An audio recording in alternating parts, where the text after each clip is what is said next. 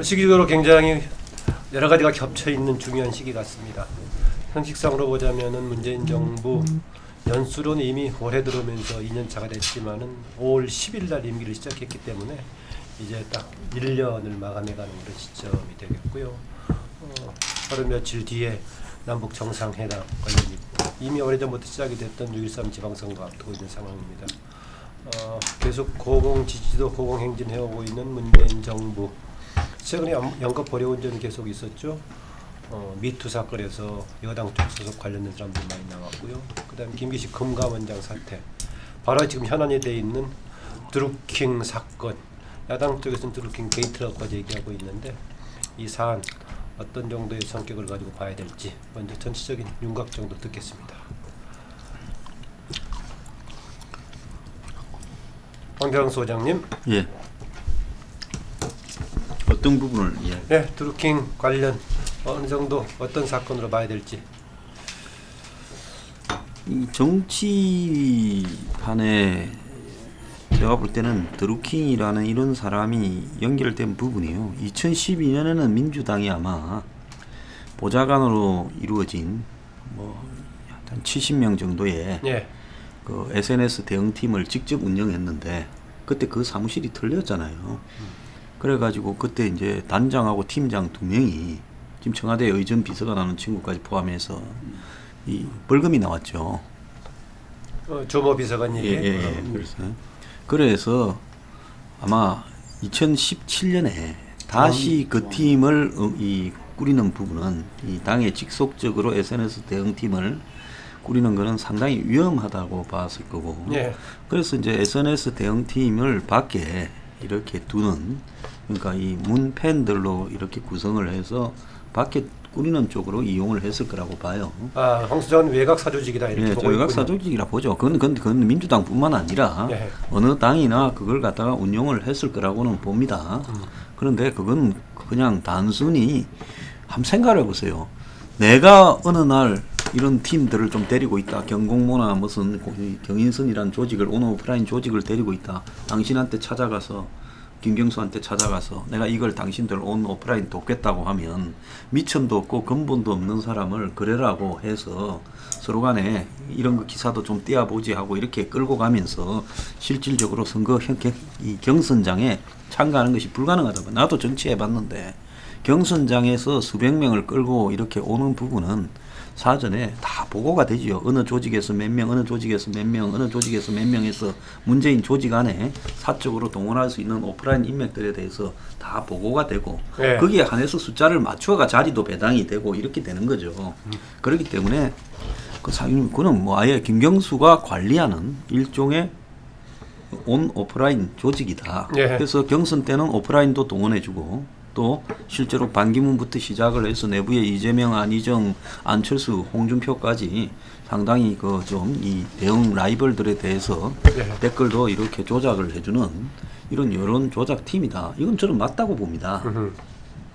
그런데 이제 이런 부분을 가지고 무슨 국가의 공무원 조직이 동원되어서 하면 불법이고 이런 대중의 자발적인 부분으로 가면 불법이 아니다 식으로 접근하는 부분이 아니라요. 이게 정상적인 정권이라면 김경수 하나를 희생시켜서 정리를 해야 되는 부분이지요. 정리를요. 그럼 어떻게 정리를 해야 되냐? 사실은 김경수가 자기가 이 조직을 알아서 해서 했고 위에는 보고 안 했다. 안 와가지고 근데 이 부분에서 지금 이제 선거법 기간 6개월은 지났으니까 남은 것은 명예훼손이나 그거 뭐라 그럴까 업무 방해만 남아 있을 거다. 그래서 그런 부분들을 갖다가 김경수가 안을 거는 안고 예. 해서 경찰 검찰을 수사시켜서 이런 정도의 혐의가 있다 하고 정리를 해야 되는데 그걸 이제 김경수도 안 가려고 하다 보니까 마치 이제 드루킹이 무슨 사이비 종교나 완전히 더 나아가서 또라이처럼 해서 했다 이런 부분인데요. 예.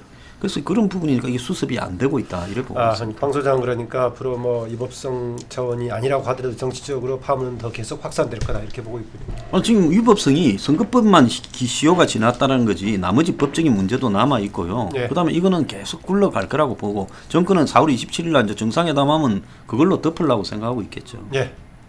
유 박사님. 현재로서는 뭐 사건의 성격을 명확하게 규정하기는 좀 이제 빠른 것 같아요. 어떻게 보면 지금 애매한 그런 이제 상태 아닌가 생각이 드는데요. 여러 가지 의문들 또 의혹들도 한편으로는 뭐 충분히 지금 이제 제기가 되고 있고, 그런데 아직까지 이 드루킹 일당 이외의 정치권과의 연루, 뭐 여당 쪽과의 연루 부분이 또 뚜렷이 정말 문제가 된다는 것이 확인된 거는 또 없고, 그래서 결국은 이제 앞으로 수사를 해야 정말 이제 문제가 어느 정도 수준의 것인지가 비로소 뭐 판명이 될 수 있을 것 같은데, 기본적으로 사건 초기에 김경수 의원 쪽에서 좀 이제 해명을 했던 것처럼, 또는 그 민주당 쪽에서 해명했던 것처럼 좀 개인적인 일탈 이거로만 좀 얘기를 끝내고 지나가기에는 그 이후 지금 드러나는 의혹들이 이제 너무 많은 건 뭐 분명한 것 같아요. 과연 드루킹 쪽이 무슨 돈으로 그거를 전반적으로 이제 운영을 했겠는가, 그리고 김경수 의원하고 그렇게 빈번하게 접촉을 한 것이 일단 이제 드러난 이상에 과연 결국 핵심은 이제 저게 되겠죠. 김경수 의원이 어디까지 이제 알았는가, 또는 김경수 의원 아니더라도 당시 그 캠프 쪽에서 또 다른 누군가가 이 드루킹 쪽이 그런 어떤 행동들을 하는 거를 어디까지 알았는가. 그러니까 단순히 뭐 도와주는 지지자들을 또 서로 관계하는 이런 정도 수준이었으면은 뭐 문제가 될 것이 없겠지만은 뭐 불법적인 내용까지 이제 알았다고 한다면 그때는 이게 상당히 이제 뭐 폭탄이 이제 되는 거고. 근데 이제 그런 부분들은 앞으로 뭐 수사를 더 해야 비로소 뭐 판명이 가능할 부분일 것 같아요. 그래서 현재로서 뭐 예단하기는 이제 어려운데, 그런데 이미 그 경찰의 이제 부실 수사, 이 축소 수사의 모습이 오히려 일을 더 크게 만들어 버린 것 같아요. 네. 야당 쪽에서 요구했던 특검론에 오히려 이제 힘을 실어주는 상황. 경찰이 과연 제대로 수사를 하겠는가, 이런 이제 불신을 키웠기 때문에 야당 쪽에서 시작부터 특검 요구를 한 거는 다분히 좀 정치 공세적인 또 선거를 의식한 그런 측면이 강했는데, 이제는 오히려 그 경찰의 그 부실 수사가 드러나면서 특검론에 힘을 받게 된 뭐 이런 이제 상황이 아닌가 판단이 이제 돼요. 그래서 이게 특검을 해도 정말 뭐 나올 게 있을지 없을지, 온로비 사건의 재판이 될 수도 있고, 정말 뭐가 드러나지 않은 뭐가 새로운 것이 드러나는 국면이 전환될 수도 있고, 저는 두 가지 가능성이 다 열려 있다고 생각을 해요. 그런데 다만 지금 이런 정도 상황에서는 특검으로 가는 것이 이제 불가피한 상황까지 지금 이제 온 것이 아닌가. 단지 뭐 여러 가지 그 제기된 의문들을 해소하는 차원에서도 그렇고, 그래서 한편으로는 이 문제에 대한 결말을 특검에게 넘기고, 그리고 또 국회는 정상화하는 쪽으로 전국의 어떤 그 출구를 좀 그렇게 찾아야 될 시점 아닌가 생각을 합니다. 네, 오 소장님 오랜만입니다. 예, 뭐 유 박사님 말씀하셨듯이 개인적 일탈의 그런 시각으로 보기는 이미 지나버렸고요. 예. 저는 여기서 그 특검을 가든 아니면 검찰 경찰 수사가 어떻게 진행하든 그거하고는 별건으로 좀 주목해서 봐야 될 것이 이 댓글 드루킹 사건이 어디에 개입을 했느냐, 단순한 대선에 개입했는 정도인지 아니면은 그 이전에 탄핵 국면에까지 개입을 했는지, 이것은 앞으로 정치적 파장이 굉장히 커질 수 있는 사건이다. 탄핵 관련을 언급하는 쪽들이 있습니까? 정당이라든가. 모르겠어요. 이 팀들이 제가 보건데 이미 탄핵이라는 그 과정에 굉장히 긴 과정을 거쳤습니다. 한 며칠 만에 탄핵이 제기돼서 이루어진 게 아니고 탄핵을 요구를 하면서 헌재 판결 내리기 전까지 오랜 기간 동안이 진행이 됐기 때문에 사실상 탄핵을 기정사실화하고 대선을 준비를 했었기 때문에 이 팀들이 탄핵 이후 대선을 위해서만 가동되었을 가능성 이전에 탄핵 이전부터 탄핵이 되었을 가능성이 있습니다. 그러면 단순한 대선 운동에 관여하는 게 아니고 전 정부를 탄핵을 몰고 가는 데까지 현재 그 지금 여당의 정치인들이 관련이 되었다는 논쟁으로 가버리면 이건 또 다른 문제로 갈 수가 있다는 거죠. 예. 그래서 이 부분이 향후 사태 진전에서 중요한 문제가 될 거다 이 이야기고요. 하나 짚어보고 싶은 거는 뭐 선거 전이니까 온갖 수단과 방법을 다 동원하는 건 있을 수가 있지만 이것이 어찌됐든 민주당 진보 진영에서 일어났다는 것은 좀 뼈아픈 이야기라는 거죠. 예. 궁극적으로는 여론 조작이라는 것은 다시 다른 표현하면은 대중 조작입니다. 대중을 합리적인 어떤 그 의사 집단의 대상으로 보는 것이 아니고 뒤에서 조정을 할 수 있고 조작을 할 수 있다라는 대중조정을 기본적으로 하는 컨셉입니다. 그런 선거운동입니다. 80년대 반독재 반유신 그 투쟁을 할 때 군부 독재 정권에 대해서 가장 비판했던 것이 군부 독재 정권의 통치술이 대중조작이었어요. 그걸 그렇게 비판했던 이 진보 진영이 대중을 주체로 보는 것이 아니고 객체화시켜서 조정 조작할 수 있다라고 접근했다는 것은 네. 이거는 상당한 문제의식이 있다. 대중을 건전한 의식을 세워서 그네들이 합리적인 판단으로 끌어내서 여론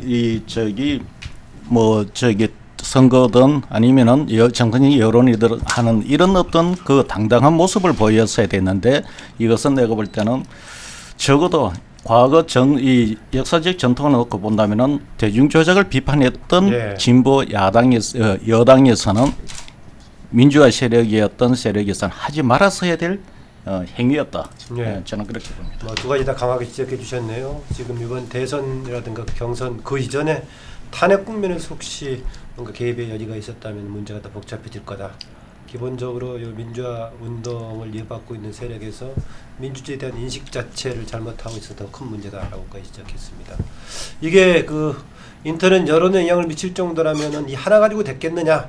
몇 가지가 더 몇 세력이 같이 했어야 좌우할 수 있을 것이다라는 식의 이야기는 안철수 지금 서울시장 후보도 얘기하고 있던데 하나만 가지고도 가능성이 있을까요? 그 사례를 안철수 후보는 저도 여론조사를 하고 있지만 어느 순간부터 댓글을 유심히 보기 시작했어요. 아하. 그래서 이 댓글이 어느 시점에 어떻게 걸려서 여론이 어떻게 형성이 되는지를 제가 황수양이 직접 관찰하셨어요? 주목해서? 많이 보죠. 저희들은 여론조사를 하기 때문에 이런 사건이 터지면은 여기 실제 여론과 댓글 팀들이 어떻게 움직이는가를 유심히 많이 봤는데 안철수는 많이 억울해할 겁니다. 하나의 사례를 제가 들죠. 이것도 아마 찾으면 자료가 분명히 있을 겁니다.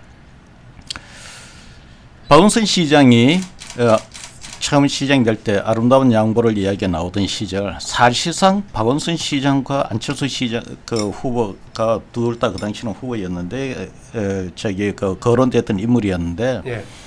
단일화 압박이 엄청 세습니다. 그런 과정에서 그 당시 댓글을 보면은요. 2011년 8월 말 9월 초죠. 그때 이 안철수가 그 당시 뭐 호칭을 뭐라 해야 되는지 모르겠는데 그 당시 안철수 교수가 많이 나왔죠. 교수였나요? 그 당시 거기서 후보가로 거론되던 시절에 거의 댓글이 80~90%가 부정적으로 거의 역적 수준으로 몹니다. 모는데 안철수 교수가 딱 단일화를 아름다운 양구시로 단일을 하는 순간 한순간에 표변은 거의 95% 이상이 찬동을 합니다. 나는 그 당시 칭송으로 바뀌었다. 예, 과연 댓글 팀들이 예를 들어 댓글 다는 사람 자체가 완전히 바뀌었는 건지 같은 댓글 다는 사람들이 내용을 달리 해 올렸는지 그것도 예를 들어 댓글이 뭐 몇백 개 올라가는 정도니까 수천 개가 올라가면서 한 몇 분간에 그렇게 몇십 분 상간에 그렇게 바뀔 수 있다는 것은 내 상식적으로 이해가 잘 안 가요. 그러니까 어떻게 보면은 댓글팀의 말은 아름다운 양보로 표현이 되지만은 안철수가 보면은 댓글팀 그런 여론에 끌려갔던 면도 있었던 거예요.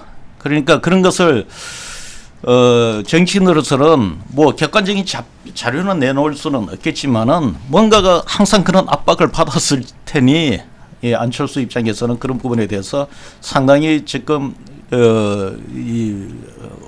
억울한 것 정도 이상으로 많이 화가 났던 부분이 지금 표출되겠죠. 네. 자기가 최대 피해자라고 그러잖아요. 네. 그런데 어쨌든 저는 그 부분은 팩트 체크를 해야 된다. 네. 필요하다 생각해요. 네. 2011년도 그 시점 그 즈음에 이게 이 안철수에 대해서 단일화를 갖다 압박하던 부분들이 예. 단일화 선언을 하고 나서 90% 이상이 확 바뀌었다. 나 진짜 한번 확인해 싶어요. 나는 그 당시에 그냥 내가 한 20, 몇십 분 단위로 내가 계속 확인하고 있었거든요. 그러니까 그게 이제 전체적으로 네. 그게 그랬는지 어쨌는지는 그 봐야 되는데 비율하고 그 참여했던 사람들의 아이디나 사람들이 어떻게 구성이 돼 있는지. 예. 근데 이제 그 제가 이 사건을 이제 볼 때는 저는 이 아까 유박도 이야기했지만 그 모든 정치 세력들이 이 아까 말한 외곽 사조직이란 표현이 좀 이렇게 그 묘한 개념인데 어쨌든 이런 팀들을 필요로 했다. 이거는 그 조금 자기가 예를 들면은 뭐 강력단체장 이상 선거를 나가다 하더라도 이게 자기 국회의원 선거라든지 기초단체장 그 지역의 이 볼륨을 뛰어넘는 선거에서는 이런 부분들을 항상 필요로 했다. 저는 그래 보거든요. 근데 이것이 우리나라 이렇게 정치 마케팅이나 정치 캠페인, 선거 캠페인이라는 게 다 기업 마케팅과 기업 캠페인을 다 차용해서 이렇게 하고 거기에서 전문가로서 뛰는 친구들도 실제로 기업 마케팅에서 뛴 친구들 중에서 많은 부분들이 선거 시기에는 또 이렇게 결합하는 경우가 많죠. 이게 그 제가 볼 때는 이미 이거는 기업에서는 지금 만연해 있다. 이게 그 만연해 있는 것이 다른 나라하고 다른 점이 우리나라의 독특한 네이버가 지금 70-80% 포탈을 장악하고 있는데 이 네이버의 댓글 시스템 때문에 그렇다.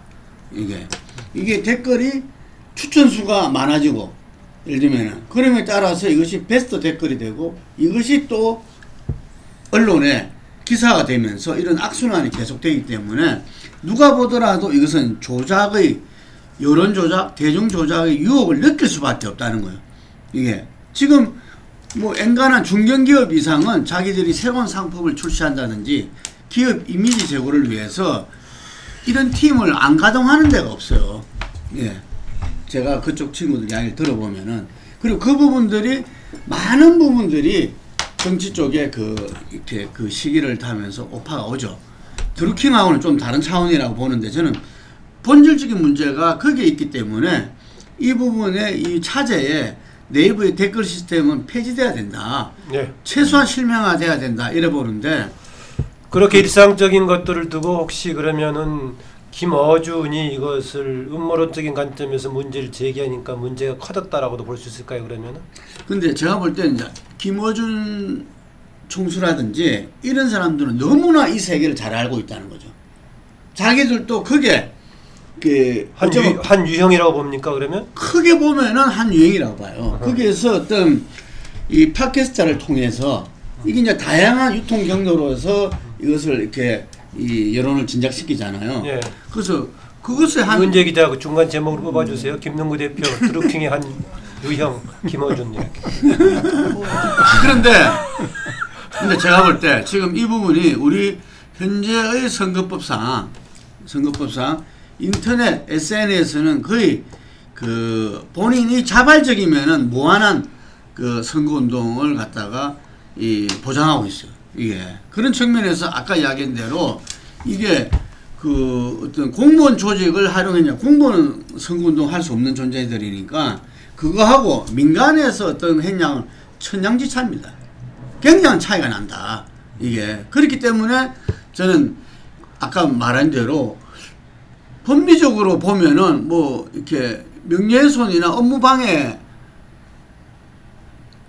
될 가능성이 높다 이렇게 이야기했잖아요. 그게 뭐냐면 지금 현재의 선거법상은 그런 그 규정이 그렇게 돼 있어요. 이게 네. 돼 있는데 중요한 거는 우리가 그 촛불 시민혁명에서 드러난 어떤 우리가 집단적 지성 어쩌고저쩌고 하는 부분들이 과연 이런 이 팀들에 의해서 왜곡됐을까? 예. 혹은 유인됐을까? 음흠. 저는 이런 부분들은 좀 이 뭐 김경수 의원 부분에 아하. 대한 그 수사와는 달리 그렇겠습니다. 좀 명확히 밝히셔야 실제로 된다. 얼마나 네. 이른바 대중 조작, 여론 조작에 영향을 미쳤을까라는 대해서는 좀 검증이 필요하다라고 김능구 대표는 보고 있네요.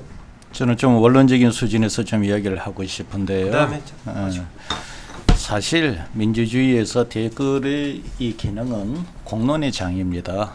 이게 여론 정보의 일방적인 소비가 아닌 상방향적인 참여이고 공론의 장입니다. 그렇기 때문에 헌재 판결이 어떠하든 제가 볼 때는 헌재 판결이 실명제를 그 위헌 판결이 아니라 그 실명제를 하는 것이 안 해도 된다고 판결을 내렸더라도 네이버 정도 되면 그 부분에 대해서는 법하고는 상관없이 실명제 여부에 대해서 실명제로 할 것인지 여부를 고민을 했어야 됐다는 거죠. 헌재가 실명제 위헌 판결을 내리지 않았기 때문에 우리도 그냥 익명으로 하는 것을 이렇게 무제한 보장한다 이런 식의 네이버가 입장을 취하는 것은 너무나도 무책임하다는 거고, 두 번째는 공론의 장에 뛰어드는 사람들한테 나는 하고 싶은 이야기 있어요. 숨어서 이야기하지 말라. 당당하게 자기 이름을 걸고 이야기하라. 네. 숨어서 이야기할 정도로 그렇게밖에 이야기를 못할 것 같으면은 이야기를 하지 말라는 겁니다. 이제 이 우리나라가 독재 정권도 아닙니다. 옛날에 과거에 더 엄한 그 상황에서도 민주화를 위해서 투쟁하면서 감옥까지 가기를 각오를 하고 투쟁했던 선배들이 있는데 네. 이 정부의 그 과거 혹시 보수 정권에 그런 것이 두려웠다 손치더라도 숨어서까지 그렇게까지 이야기를 해야 되는가? 너무 그거는 내가 볼 때는 이 민주주의 사회에서 당당하지 못한 행동이다. 저는 그렇게 봐요. 네, 황 소장. 제가 보면요, 이 부분에 대해서 지금 문 정권이 대통령이 취임 100일 때 뭐라고 했습니까? 직접 민주주의를 이야기하면서 댓글을 달고 촛불을 들어야 된다. 열심히 댓글 달라고 하잖아요. 그 다음에 이제 기자들하고 간담회에서 기자가 정말 나한테 이 문자 폭탄 때문에 못 살겠다니까 양념으로 생각하라고 이렇게 이야기를 했잖아요. 그리고 헌법을 개정하는데 직접 민주주의적 요소를 물론 뭐 헌법 개정안 물 건너 갔지만은 이야기를 강한다고 했고 실제 그런 내용들이 담겨 있지 않습니까? 네. 법률이나 국회 권한 이런 부분에요. 법률 제정이나. 그런데 이게 예를 들어서 박근혜 전 대통령이 탄핵이 된 부분에서 법률적으로 뭔가가 딱 떨어져서 탄핵이 된 게 아니라 권력이 해서는 안 될 일을 했다라는 부분에 대한 국민 다수의 정서적 공감이 앞서서 그것이 시위로 나타났고 시위에 이렇게 위력을 겁을 느낀 정치권과 헌재가 그게 가세함으로써 정리가 된 거죠. 자, 그렇다면 이 정권이요, 드루킹 문제를 가지고 법의 문제로 이야기를 하면서 선거법 시효 지났고 그 다음에 공무원이 해서는 문제지만은 뭐 대중은 그럴 수 있다. 자발적으로 지지자들의 모의 이렇게 하면요, 근본적으로 민주주의의 파괴 행위를 갖다가 정권이 조장하고 있다는 거예요. 모든 독재가요, 처음에는 히틀러도 선거를 통해서 집권했어요. 그런데 그 이후에 여론을 갖다가 조작하고 만들어가는 프로파간다를 하면서 결국은 그 조작된 여론이 전 사방을 돌아다니면서 한마디로 반대되는 사람들에 대해서 나중에는 파시오적인 이런 어떤 폭력적인 행태로 나타나고 그게 나중에 홀로코스트까지 연결된 거예요. 그래서 왜 문제인가 하면 요약하면 대의민주주의의 필수적인 요소인 선거, 그 중에서도 가장 중요한 대선 과정에서 한마디로 불법적인 이 여론 조작을 이 정권도 했다라는 부분에 대해서 자신들이 그렇게 비판했던 이명박 박근혜 정권과 그 뭔가 다른 얘기하면은 문제. 여당에서는 확증된 거냐라고 얘기하고. 자 그렇고요. 두 번째로는 문 정권 1년 동안에 자신들의 모든 행동의 정당성을 높은 지지율로 이야기했는데 그 지지율 또한 조작되었을 수 있다. 드루킹이 선거 때뿐만 아니라 선거 이후에 최근까지도 그렇게 했다라는 증거들이 나오고 있지 않습니까? 그 다음에 이런 민주주의 파괴 행위에 대해서 이렇게 감시해야 될 검찰, 경찰, 선관위, 청와대는 민정비서관실, 민정수석실 이런 처벌을 담당한 국가 권력기구들이 지극히 무기력하고 한마디로 지금 진실 규명을 외면하는 태도를 보이고 있다. 그럼 네 번째로 이 문 대통령이 그리 찬양한 직접 민주주의의 이 부정적인 폐해가 한마디로 대의민주주의 자체를 지금 완전히 왜곡시킨 부분이 이렇게 나타나고 있다는 겁니다. 그래서 네. 이번에 이게 처벌이 어떻게 되든 이 뭐 나중에 이게 무마해서 넘어가든 관계없이요. 문 정권은 이 지금 드루킹의 이 늪이요. 결국 네. 문 정권의 한마디로 도덕성을 거의 바닥으로 끌어내렸다. 아하. 문 정권이 그렇게 비방하고 처벌하는 박 정권과 문 정권이 도덕적으로 크게 다를 바가 뭐 있냐라는 부분에서요. 예. 아까 우리 김능구 선배 이야기하셨잖아요. 선거 때 다 사조직 운영하고 다 조작한다. 그래, 그렇다면 서로 비슷하게 해야지 잘난 척을 해서는 안 되죠. 예. 지금 얘기 나온 김에요. 그 지금 정부 여당의 여기에 임하는 자세 또 야당의 문제 제기에 대한 평가를 좀 부탁하고 싶습니다.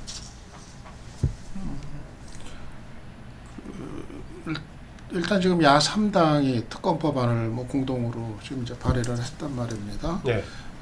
지금 정부 청와대나 이제 여당 쪽에서는 특히 이제 민주당 쪽에서는 특검이 이제 불필요론 네. 검찰하고 경찰한테 맡기자 아직까지 이제 부정적인 입장인데 그러니까 특검을 해봐야 지금 나올 게 없지 않느냐 어차피 나올 게 없을 거다 이런 것이 지금 특검 불필요론의 좀 이제 주된 이제 주장인 것 같아요. 그런데 그게 저런 제 차이라고 생각이 듭니다. 이 수사 범위와 어떤 대상에 관한 차이. 사실은 지금 김경수 의원이 드루킹하고 진짜 불법적인 행위에 이제 연관이 돼 있느냐. 이 부분은 물론 이제 수사를 해봐야 아는 거지만은 아직까지는 하지만 그거는 뭐 정황적으로는 지금 뭐 여러 가지 의심도 많이 나왔지만은 막상 수사를 해보면은 뭐 그렇다고 해서 범법적인 어떤 행위는 없었다 이렇게 결론이 날 가능성도 저는 상당히 뭐 크다고 봐요. 그래서 그런데 처음에 얘기했던 것보다는 좀 교류의 빈도가 많은 것은 사실이죠. 예, 그렇죠. 예. 처음에 아주 그냥 뭐 감사 인사 정도 전하는 단순한 관계였다고 해명을 했는데 그거보다 상당히 빈번하게 접촉을 하고 또 문자 메시지 같은 거를 이제 주고받은 여러 가지 것들 이런 것들이 나타나면서 초기 해명이 좀 이제 그 신뢰를 좀 잃은 면이 있죠. 그래서 그 부분을 이제 수사를 해봐야 뭐 판명이 되는 건데 뭐 수사 결과에 따라서는 막상 범법 행위 수준까지는 좀 없다. 법적으로 문제될 건 없다. 이렇게 결론이 날 가능성도 저는 상당히 있다고 봐요. 하지만 그럼에도 불구하고 이 특검이 만약 특검이 실시가 되면 어떻게 될지 저는 이제 모른다고 이제 생각을 하는 이제 이유가 이 수사 범위나 대상이 이게 달라지거든요. 검찰과 경찰이 수사를 하면은 상당히 좀 국한이 될 겁니다. 네. 처음에 경찰이 해서 논란을 불러일으켰던 게 올해 1월 17일에 딱 2건 이것만 수사를 하겠다. 서울경찰청장이 그렇게 얘기를 해가지고 그게 이제 논란이 되면서 6건으로 확대가 됐는데 아직도 상당히 이제 좁힌 범위가 좁혀져 있죠. 그래서 이게 경찰이든 검찰이든 수사를 하면은 과거 뭐 대선 때까지 거슬러 가지는 않고 최근에 이제 문제가 됐던 드루킹의 어떤 행적 이것과 관련된 부분만 수사를 하고 정치권은 아마 김경수 의원 부분만 수사를 할 가능성이 대단히 이제 커 보입니다. 근데 지금 야당이 요구하는 그 특검의 내용은 이게 엄청나게 확대가 지금 되거든요. 경찰도 넣겠다고 하고 있죠. 심지어는. 네. 예, 2012년 대선까지 거슬러 올라갑니다. 수사 대상 그 범위가. 그렇게 되면은 그 2012년부터 지금까지 있었던 이 드루킹이나 드루킹 관련된 인물들과 연관이 된 또 그 여권의 지금의 그 여당 쪽에 대한 수사 이게 아주 광범위하게 가능하니까 정말 이거는 그 2번의 대선을 치르는 과정에서 이 온라인 여러 가지 그 활동 가운데서 이 드루킹 쪽이나 그 관련된 연관이 된 그룹 여기서 무슨 일이 어떻게 있고 또 이것과 어떤 정신이 어떻게 또 연관이 있을지 이거는 정말 뭐 누구도 알 수 없는 일이거든요. 그러면 특검에 대한 타협은 당분간 이루어질 가능성이 없어 보이네요. 어떻습니까? 여야 간에. 그거는 일단은 뭐 청와대에서는 뭐 한때 이제 고려하는 분위기까지 뭐 이제 간 것 같은데 여당에서는 일단은 뭐 아직까지는 뭐 부정적인 입장을 고수를 하고 있는데 근데 결국은 전반적인 문제를 지금 이제 털고 가기 위해서는 뭐 여당도 일정 시점 가면은 이 특검으로 선회할 가능성은 상당히 있지 네. 않겠는가. 다만 야당의 요구대로 그냥 무한정 특검을 하는 것이 아닌 선에서 어느 정도 그 제한적인 특검을 하는 쪽으로 좀 절충을 하고 나올 가능성은 있지 않나 그렇게 봅니다. 예. 이게 이제 그렇지 않으면은 검경이 어떤 수사 결과를 내놓는다 하더라도 아마 야당 쪽에서는 문재인 정부 임기 내내 계속 이거를 시비거리, 논란거리로 계속 갈 거기 때문에 예. 아마 여당도 결국에는 좀 이러느니 그냥 털고 가자. 이쪽으로 좀 선회할 가능성이 상당히 있지 않을까 좀 그렇게 봅니다. 네, 정부 여당과 야당의 태도에 관한 평가입니다.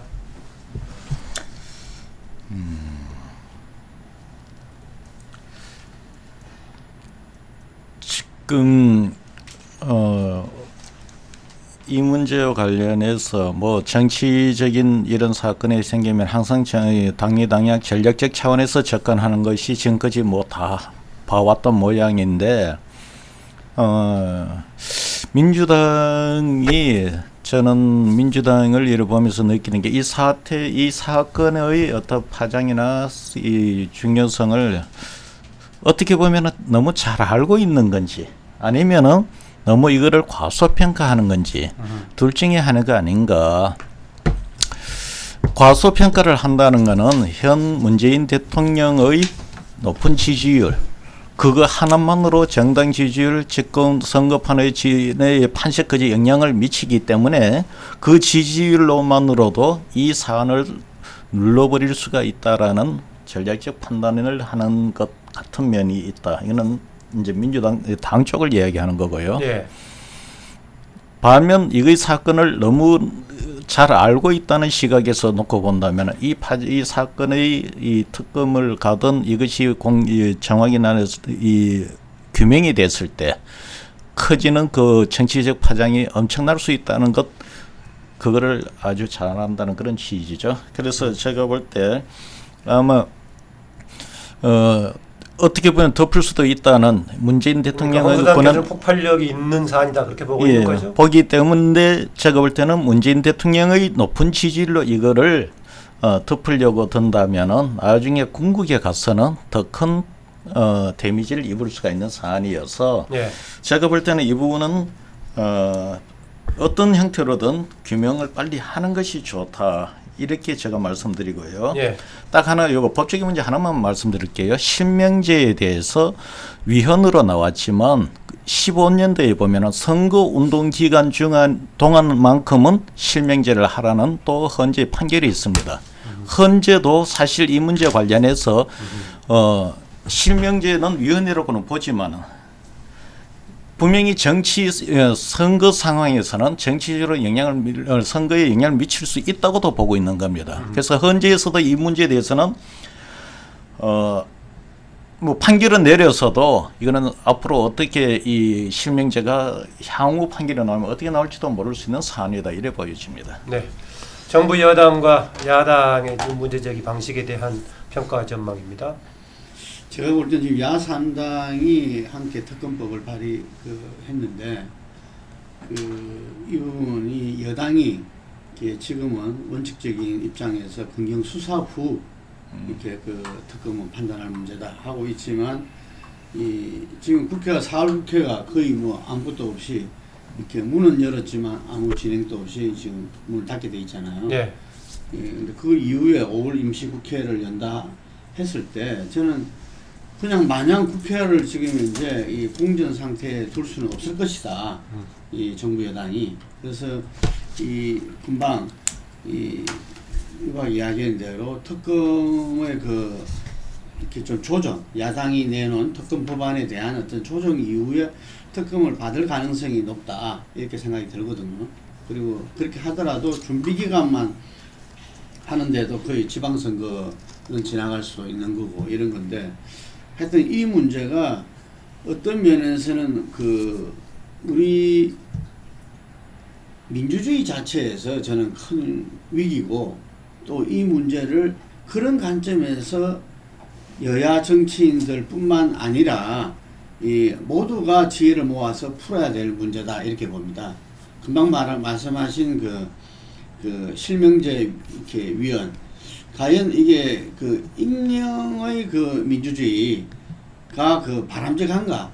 전혀 그렇지 않다. 이거는 어떤 실명제로 되지 않으면은 온갖 것들이 이 허언이라든지 뭐 가짜 뉴스라든지 오만 것들이 넘나들기 때문에 오히려 민주주의의 엄청난 위기다. 그래서 이 부분에 대해서 이전에 여론은 예를 들면은 저희 같은 경우도 인터넷 신문들도 나름대로 실명주의에 대해서는 반대했어요. 그래서 처음에 처벌이 있는 시기에서도 실명제를 하지 않은 데도 많았어요. 그 부분들이. 예. 그래서 저는 그 차원에서 이게 이 포탈을 포함해서 좀 엄중하게 대지해야 된다. 댓글 자체가 문제가 아닌 거죠. 그 댓글이 익명으로 이루어지고 좀 전에 말씀드린 이 네이버의 댓글 시스템에 의해서 얼마든지 이게 여론 조작이 될 수 있고 대중 조작이 될 수 있었다는 이야기죠. 시스템이 있었다. 그래서 그 부분도 누구도 그 유혹에서 자유로울 수 없었다는 거죠. 제가 실제로 한번 겪은 부분을 보면은 10명만 마음 먹고 이 댓글 부분에 본인들이 움직이면은 그 시스템에 반영되게 돼 있어요. 그게 10명만 움직여요. 그럼 지금 이게 경인선은 1000명이라고 이야기하는 거 아닙니까? 제가 볼 때는 상당히 영향 미칠 개연성이 높을 수밖에 없었다고 생각이 들거든요. 그게 저는 김경수 의원이 한 자체가 그게 합불법을 떠나서 그거는 아마 어느 캠프든지 그렇게 했을 거라고요. 그 캠프에서 핵심인 사람이 이 부분들은 좀 널리 알리는 게 좋겠다 했을 때 자기들한테 주변에 있는 외곽에 있는 분들한테 그 부분을 전하고 이런 거는 어느 캠프나 다 했을 거다 이거죠 이게. 근데 그게 전부 익명으로 하고 이 네이버의 어떤 댓글 시스템에 의해서 그것이 이렇게 중요한 여론이 되고 예. 그것이 기사화되고 이 현실을 갖다가 이번 차제에 이 정치권에서 뿐만 아니라 이 우리나라 전체에서 정말 이 문제는 그 해결을 해야 되는데 네이버가 지금 자기들 비즈니스에 중요한 어떤 그거라 그래가지고 수익 구조화해서 그게 좀 더딘다 뭐 이런 이야기들이 나오는데 그런 차원이 아니다. 결국 이거는 나중에는 네이버도 망하게 될 것이다. 이러면. 네, 지금 네이버 문제만 지적했는데 아까 처음에 홍 수장이 지적했던 그 민주주의 차원에서 여론조작 문제 한번 이것은 다시 한번 검토할 필요가 있다. 왜냐면은요 이게 외곽을 동원한 활동뿐만이 아니라 어떤 알려진 국회의원도 팔로워 몇만 명을 거느리면서 실시간 올리기 운동을 공개적으로 하는 국회의원도 있고요. 올라가면 고맙습니다. 끝났습니다. 라고 공개적으로 하는 그런 사람도 있습니다. 오늘 주제가 또 6.13 지방선거 있는데요. 나중에 시간 있으면 따로 하기로 하는데 이 관련된 것만 여기서 좀 짚고 가죠. 드루킹 이후로 일부 여론조사에서는 약간의 반응도 있고 반응이 없는 것도 있고 하는데 시차 반응이 될 것인지 아니면은 별로 영향이 없을 것인지 또 길게는 봤을 때 6.13 지방선거에 영향을 미치는 변수가 될 수 있을 것인지 이거 좀 짧게 좀 돌아가면서 듣고 마무리하겠습니다. 이번에 드루킹 사건이 여론에 미치는 것. 예, 그 지방 선거의 변수가 될 수 있을 건지. 분명히 여론에 영향이 있지요. 여론이 영향이 있는데 여론 영향이 있단 말은 집권 여당 쪽에 지금 불리한 변수 불리한 면이 예. 분명히 있죠. 있는데 문제는 있다는 것하고 정도가 얼마 있냐. 예. 그것이 대통령 지지도에 어떻게 영향을 미치고 정당 지지도에 어떤 영향을 미치고 선거에 어떤 영향을 미치느냐. 다 영향을 미칩니다만 제가 본 데는 정도가 문재인 대통령의 높은 지지율을 극격하게 꺾어내릴 정도까지는 아닌 것 같고 예. 다음 이 정당 지지율에 보면 어느 정도 영향을 미치지만은 이 정당 지지도는 아직까지는 안 나오고 있단 상대적인 말이죠? 지지율이기 때문에 예. 또 상대가 어떻게 하느냐에 따라서 반영이 되는데 그건 조금 더 지켜봐야 되고 다음 지방선거 예. 지방선거에 갔을 때 국지적으로 봐서 분명히 경남 경남, 예. 선거에는 생각보다 큰 영향을 미칠 수가 있다. 거기는 보수 진영에서 박근혜 대통령 탄핵 논쟁도 아직도 거기가 잠재해 있는 지역에서 이것이 만연에 아까 이야기했듯이 수사 과정을 통해서 대선 이전까지 이게 거슬러 올라가는 문제가 되어버린다면 그 지역에는 더 큰 문제가 되어서 사실상 경남이 여권으로 와서는 해볼 만한 지역이다라는 판시였는데 그보다도 더 부정적으로 흐를 가능성이 있다. 네, 보완이라든가 다른 의견 있는 분만 좀 듣고요. 2010년에 지자체 선거에서 천안함 침몰을 하고 네. 그랬을 때 이명박 정권이 이제 일종의 북풍을 세게 밀었지만은 그때 이제 서울시장 선거 같은 경우에는 한명숙 오세훈 격차가 한 20% 이상 났다 이랬는데 표를 깨니까 1%도 안 났잖아요. 0.6%. 그러니까 내가 지금 하고 싶은 이야기는 현재 문재인 정권의 여론이 높다. 또 언론을 장악하고 있다. 또 솔직히 말하면 조작되어진 여론에 의해서 여론조사가 높다. 이런 부분들이 뒤섞여 있는 상황 속에서 선거 때는 유일하게 실제 여론이 어떤가가 표로 나타나는 기간이잖아요. 그렇기 때문에 2010년 지자체 선거처럼 이번 선거에서 생각보다 상당히 여건이 좀 혼이 날 가능성이 있다 나는 보고 있습니다. 여론조사에서는 안 나올 수 있지만 여론에서는 나온다. 예, 저는 그렇게 보고 있어요. 그래서 그런 어떤 징조가 왜 보이는가 하면 저는 영남 지역은 5개를 다 한나라당, 한국당이 이길 거라고 봐요. 이게 전체 미기고 그다음에 충남에도 영향을 미칠 거라고 봅니다. 충남도 안희정 잠재화되어 있는 영향을 미칠 거다. 그리고 수도권에서는 이기지 못해도 상당한 득표를 가져다 줄 가능성이 있다 이렇게 보고 있어요. 예. 야권 후보들한테. 야권 단일화가 되면 또 상황이 어떻게 될지는 모르죠. 그래서 이 부분이 저는 뭐 대충은 좀 장담을 하는데 정부가 이 정권이 박근혜 정권이 과거에 여론을 맹신하면서 가던 것과 거의 유사한 행보로 가고 있다 봐요. 세월호 침몰하는 날 68.5%다. 또 더 나아가서 무슨 3인방 찌라시 터졌을 때 또 뭐 50%대다. 이러면서 바닥이 우리는 50%는 안 깨진다. 40%는 안 깨진다. 콘크리트 얘기가 나오고 그러면서 있죠. 여론 조작에 의한 여론 일종의 이 조사 결과 이런 부분들을 굉장히 신봉했단 말입니다.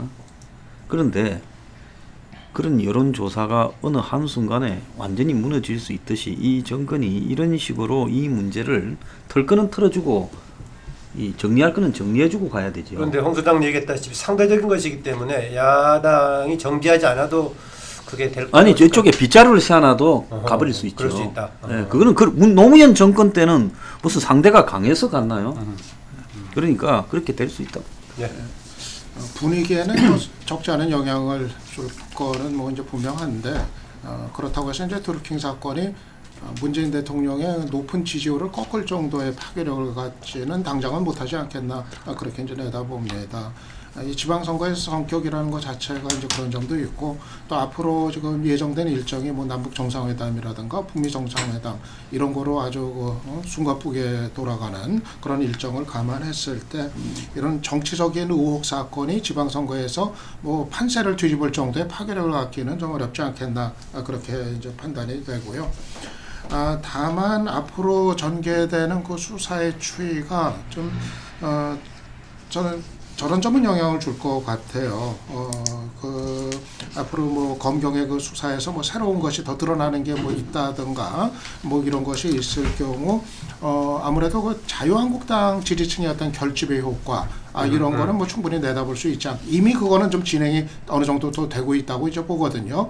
그래서 사실상 지금의 야당 쪽의 흐름을 보면은 자유한국당이 그 문재인 정부에 대한 그 아주 각을 선명하게 세우면서 이 보수층의 어떤 결집에 어떤 좀 구심이 되는 것 같은 그런 분위기가 좀 형성이 되고 있단 말입니다. 예. 물론 그 자유한국당 반대층에서는 그걸 또 격렬히 성토하지만 어차피 그 반문재인층은 또 자유한국당을 중심으로 결집되는 형사를 보이고 있기 때문에 아마 영남권을 중심으로 해가지고 그 자유한국당 지지층의 결집의 효과 이런 거로는 좀 이어질 가능성이 커 보이고 그렇게 보면 아까도 얘기 나왔지만 경남지사 선거 같은 경우는 당초 예상보다 상당히 좀 접전 양상이 될 가능성도 상당히 좀 있는 거 아닌가. 그리고 그런 부분은 아마 앞으로 있을 수사의 추이 이런 게 또 민감하게 영향을 끼칠 가능성이 좀 있어 보입니다. 네, 김동훈 대표 넘어갈까요? 그 200m 조사에 그 재밌는 게 드루킹 사건 검찰 수사로 충분히 52%하고 특검 도입이 38%인데 이게 지금 이제 그 민주당 지지도가 3주 연속 하락에다가 지금 약간 상승이 된 게 53%입니다. 거의 비슷하죠. 예. 그리고 한국당, 바른미래당 그리고 그 민주평화당이 그 3당이 어떤 특검에 대해서 그 공조를 하고 있는데 이 지지율이 또 30 몇 프로 돼요, 이게. 근데 제가 볼 때는 뭐 이 항상 플러스 마이너스가 있지 않습니까? 여론 전반으로 보면은. 그래서 드루킹 사건 자체가 흔히 말해서 우리가 그 민주당 지지 세력, 뭐 좁혀 말하면은 친노 친문 세력, 의 결집도는 상당히 높일 것이다. 이렇게 그 봐지거든요. 그래서 유창선 박사는 보수 결집도의 가능성을 얘기를 했고 지금 이 친노 친문의 결집도를 지금 김 대표는 얘기하네요. 예, 지난주에 그 갤럽 조사를 보면은 보수 지지층이 더불어민주당이 30%, 자유한국당이 30%입니다. 보수 지지층이 이렇게 양분돼 있어요, 이게. 그런데 저는 이 보수 지지층에서 지금 더불어당 30%는 보수 지지층이라기보다는 보수라고 평가하는 사람 아닐까요? 예, 보수라고 응답한 사람들, 예. 보수 중도 진보로 그랬을 때 이제 그분들이 그 선거 때 그렇게 나타날 것이냐, 그렇지 않을 것이다 이렇게 그 보고 있죠. 예. 이게 그래서 현재의 그 이 여론 추이와 실제 선거에서 드러나는 그 이 유권자들의 어떤 그 선택은 차이가 있을 수 있다. 충분히. 이게. 그리고, 그래서 그런 차이가 그 지금 이번 선거에서 어떤 정부 여당이 수도권 그 압승뿐만 아니라 PK 지역의 어떤 이렇게 뭐 울산까지도 부산, 울산, 경남까지도 이렇게 그 석권하는 이런 게 대체로 다 전망이었잖아요.